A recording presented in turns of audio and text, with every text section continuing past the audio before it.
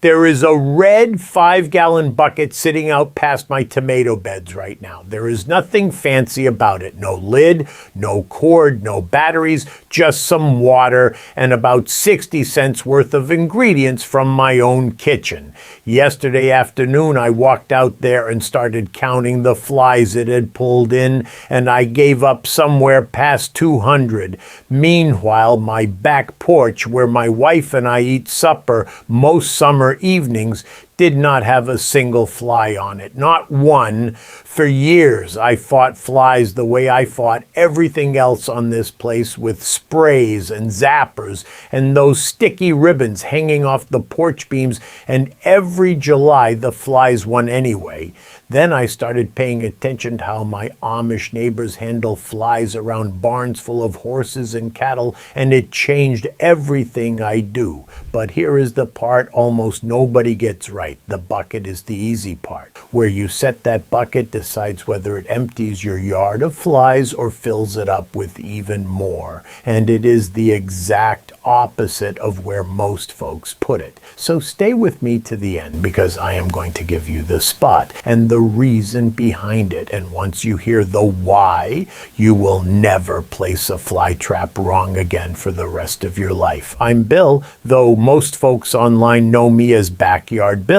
I've spent 30 years learning hard lessons on a little piece of land in rural Ohio, and for too many of those years I fought this garden with a rototiller and a shelf of chemicals and lost. My greatest teachers live right across the fence in the Amish community I'm blessed to call my neighbors. And most of what I share, I learned from my friend Daniel. Now let's talk plainly about the fly problem, because I think most of us have been sold the wrong fight. Every summer, Americans spend real money on this. The aerosol sprays run $6 to $9 a can. The electric zappers run $30 to $80, and they mostly kill moths and beetles, not house flies. The sticky ribbons catch a few dozen flies and then hang there looking awful over the picnic table. I did all of it. One summer I added it up, and between the sprays, the ribbons, the zapper, and the foggers,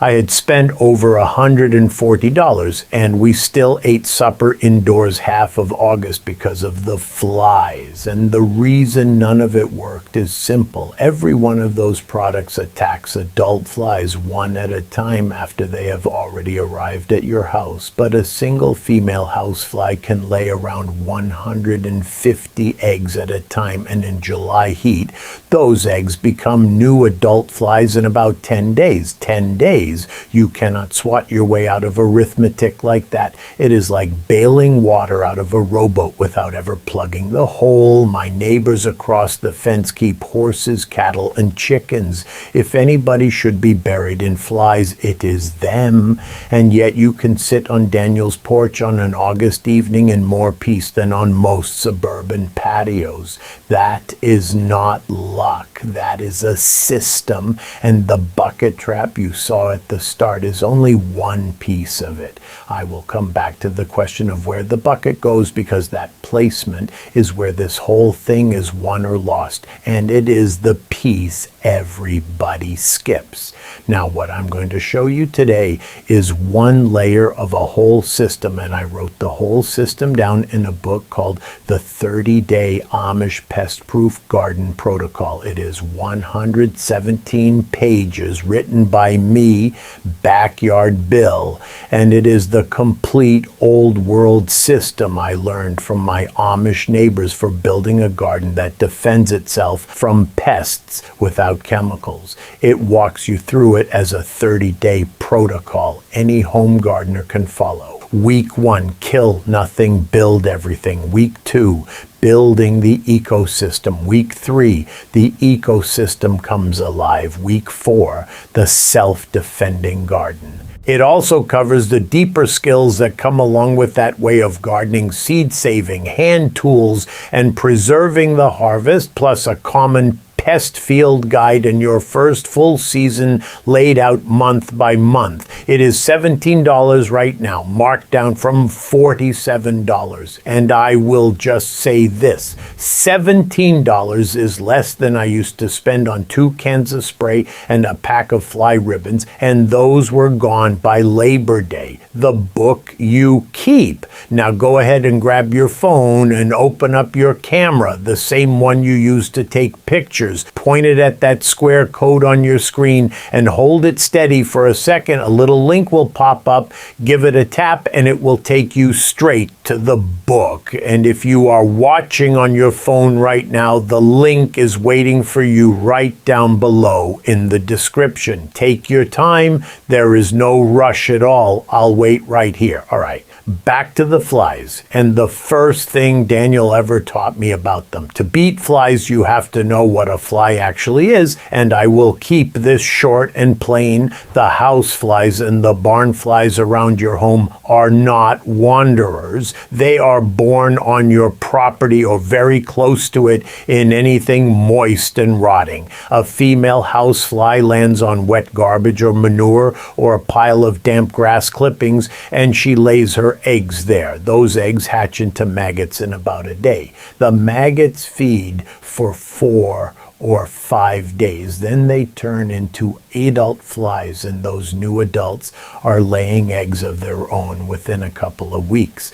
That is the whole story of why your porch fills back up 3 days after you fog it. The spray killed the adults you could see. It did nothing about the nursery. So the old approach, the one I watched work across the fence, does 2 things at once. It takes away the nurseries, and it gives the flies that remain a better offer than your back porch. That second part is the bucket, so let's build it first. And then I will show you how my neighbors quietly shut down the nurseries. Here is everything you need for the trap, and I would be surprised if it cost you more than $1 or $2 beyond the bucket itself. You need 1 5-gallon bucket. Any color works, and an old cracked one is fine as long as it holds water. You need about 2 gallons of warm water. You need 1 cup of plain white sugar. That is 1 cup, and cheap store brand sugar is perfect. You need about 1/4 of a packet of baker's yeast, or a handful of overripe fruit,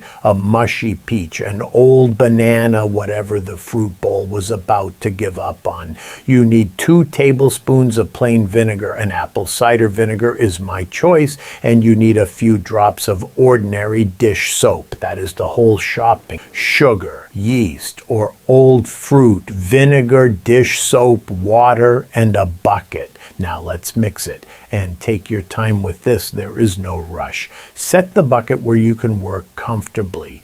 Pour in about 2 gallons of warm water, so the bucket is roughly 1/3 full. 1/3 full, no more, because flies need open wall above the water line.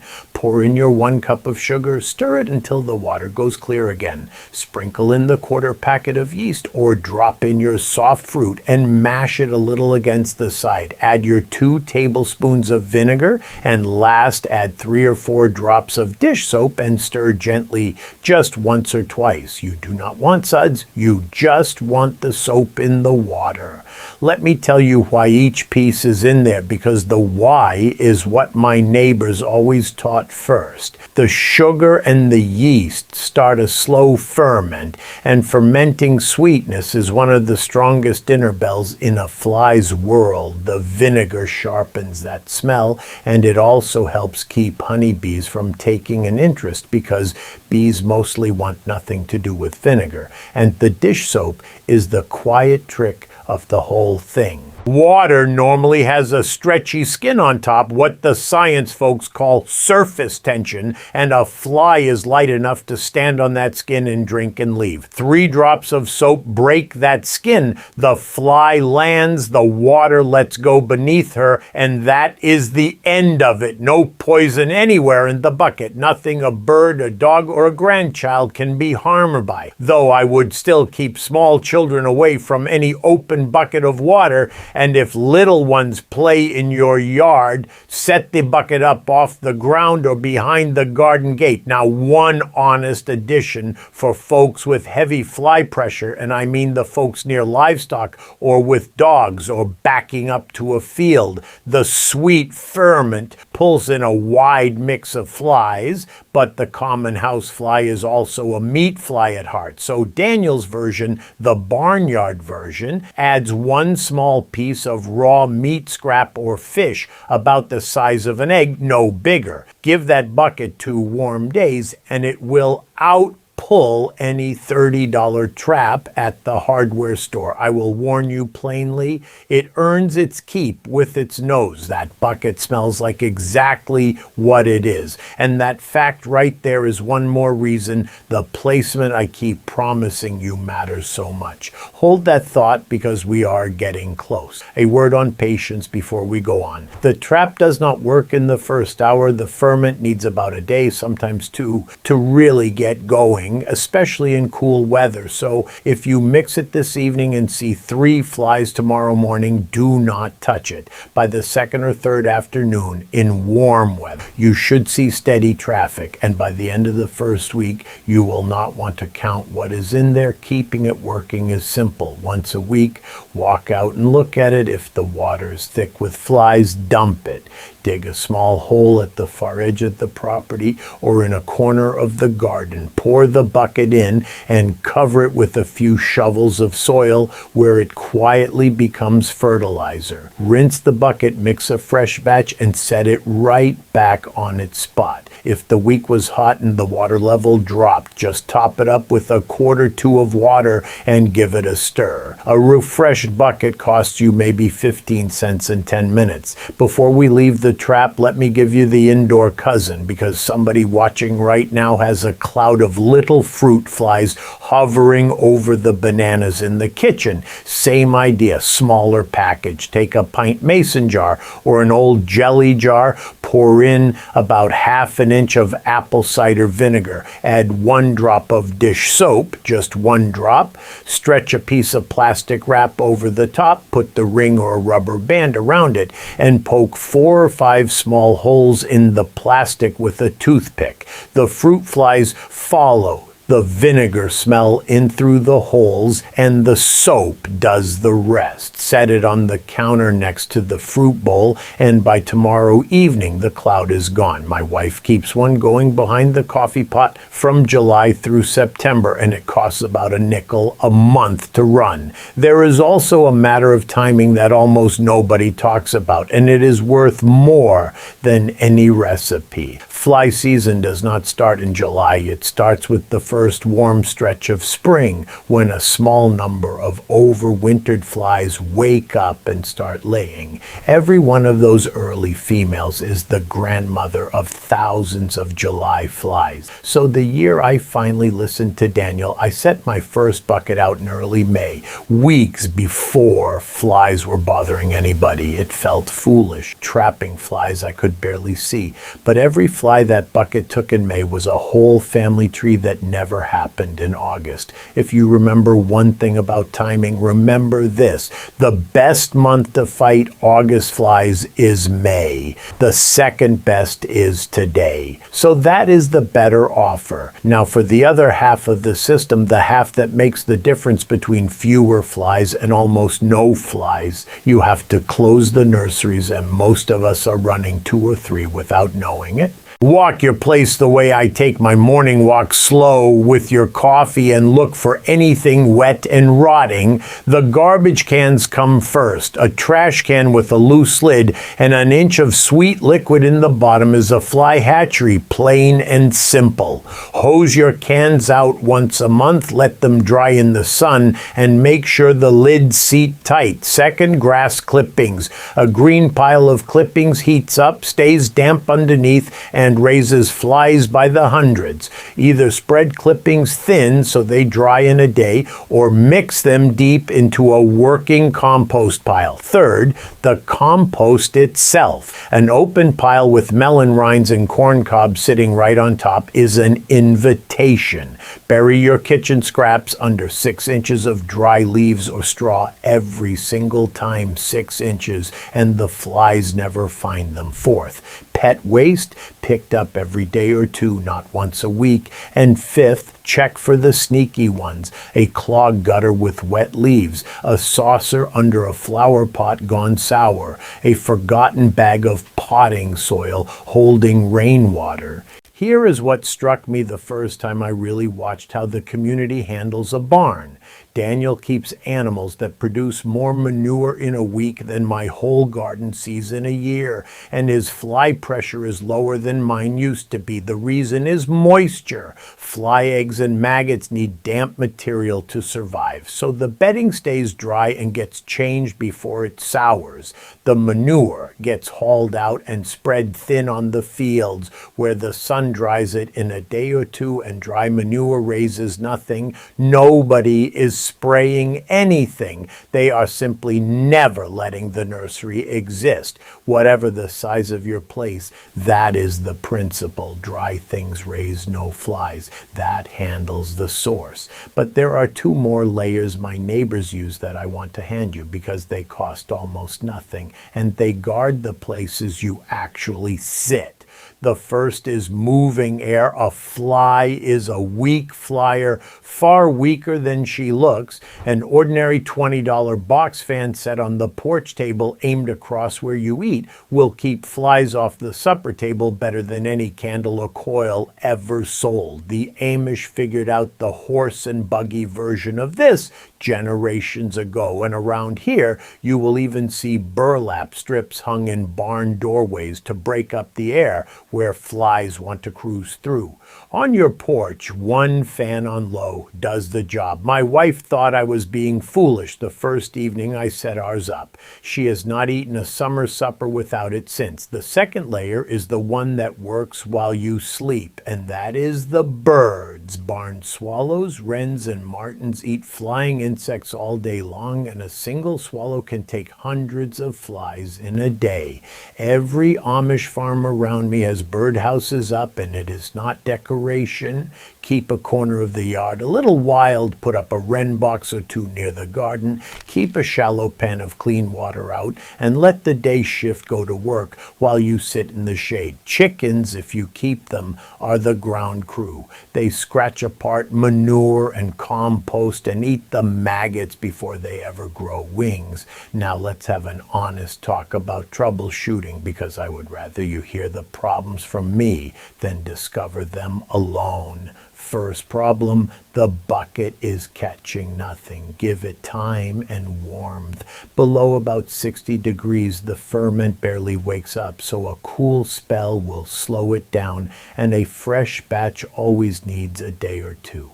If it is warm and the batch is fresh and the bucket still sits quiet after 3 or 4 days, the problem is almost always where it is sitting, and we are nearly to that, so hold on. Second problem, you find honeybees in the water. That matters, and here is the fix. Make sure no chunk of fruit is poking above the waterline where it reads like a flower buffet. Push it under and add another splash of vinegar, because bees dislike vinegar, and flies do not care. Do that, and the bee catch drops to nearly nothing. Third, yellow jackets. The trap will take in some wasps, especially late in summer, and honestly, most folks count that as a bonus. Just dump the bucket carefully and do not handle what is floating. And fourth, rain. A hard rain thins the bait and washes off the smell. After a real downpour, stir in another half cup of sugar. That is half a cup, and the bucket comes back to life in a day. One more porch note while we are at it. If the flies biting your ankles in late summer are the small, fierce ones, those are stable flies, and they breed in wet straw, wet hay, and soggy grass piles. The bucket helps, but for those, the cleanup we talked about is the real cure, because a biting fly is telling you there is rotting plant material within a stone's throw. I want to tell you about the evening this whole approach finally sank in for me, because I resisted it longer than I like to admit. A few summers back, Daniel and his family had us over after a barn raising down the road, and we sat out on their porch as the sun went down maybe 40 feet from a barn, holding 6 horses. I kept waiting to be eaten alive. It never happened. I finally asked him about it, half joking, and he just pointed. Out past the garden, catching the last of the sun, sat a weathered gray bucket. Down the fence line, the Martin houses were busy with birds coming home. The barn doors had their burlap strips swaying in the breeze, and the manure had been spread on the far field that morning. 4 quiet things all working at once, and not one of them cost more than pocket change. I remember thinking about my own garage shelf back home, the foggers and the sprays and the $70 zapper, a whole arsenal for a war his family had simply declined to fight. I changed names and a few details there, as I always do, out of respect for my neighbor's privacy, but the lesson is exactly as it happened. The flies were not defeated that evening. They were just somewhere else, on purpose, and now we have arrived. The bucket is mixed, the nurseries are closed, and I owe you the answer I promised at the start, because everything we just built can be undone by setting that bucket in the wrong spot. Here is the mistake. Almost everybody hangs the trap or sets the bucket right where the flies bother them, by the back door, on the porch rail, next to the picnic table. It feels like common sense, and it is exactly backwards. Remember what that bucket really is. It is not a fly killer. It is a fly magnet that happens to kill what it attracts. That ferment is sending out a smell plume that flies can follow from far across the yard, farther than you would believe. So when you set it by the back door, you are ringing the dinner bell at your own doorstep. Every fly that answers has to fly to your porch to find it, and plenty of them get distracted along the way by your burgers, your watermelon, and your screen door. People try this trap, watch their porch get worse, and swear the whole thing is junk. The trap was working perfectly. It was just aimed at them. So here is the rule, and it is the whole payoff. The bucket goes 20 to 30 feet away from where people sit, in full sun and downwind of your porch. If your summer breeze has a usual direction, let me say that again, because it is the one number in this video that decides everything. 20 to 30 feet away in full sun. The distance pulls the smell plume and the flies chasing it away from your table instead of across it. And the sun is not optional. Heat is what drives the ferment, and the ferment is what makes the smell. So a bucket in the shade whispers while a bucket in full sun shouts. If your property sits between a fly source and your house, say a neighbor's horse pasture off to the west, set the bucket on that side so the flies coming your way get intercepted before they ever reach the porch. Daniel put it better than I ever could. He said you do not argue with the flies, you just give them somewhere better to be. That is the whole secret, not fighting nature, working with what a fly already wants. And that is really the heart of everything my neighbors have taught me. One bucket is one layer, and the book is the whole 30 days of it, layer by layer. So your garden and your whole backyard can start defending themselves this season. The 30-day Amish Pest-Proof Garden Protocol is 117 pages of the complete system. The 5 defense layers, the 7 foundations, the week-by-week protocol, and the troubleshooting for when something goes sideways. It is $17, down from $47, which is less than 1 season of sprays that you will just have to buy again next June. Now go ahead and grab your phone and open up your camera, the same one you used to take pictures. point it at that square code on your screen and hold it steady for a second. A little link will pop up. Give it a tap and it will take you straight to the book. And if you are watching on your phone right now, the link is waiting for you right down below in the description. Take your time. There is no rush at all. I'll wait right here. So that is the whole method. Close the nurseries, set a 60-cent bucket 20 to 30 feet out in full sun, and let the birds and the breeze hold the line. Now, did your folks or your grandparents garden without chemicals? Tell me one thing they did below. Those are exactly the methods worth saving, and I read every single one. Next time, I'm going to show you the birdhouse my Amish neighbors put up that clears flying pests by the thousands all summer long, and the one mistake that leaves most of those houses standing empty for years. Work with nature, not against it, and I'll see you in the garden.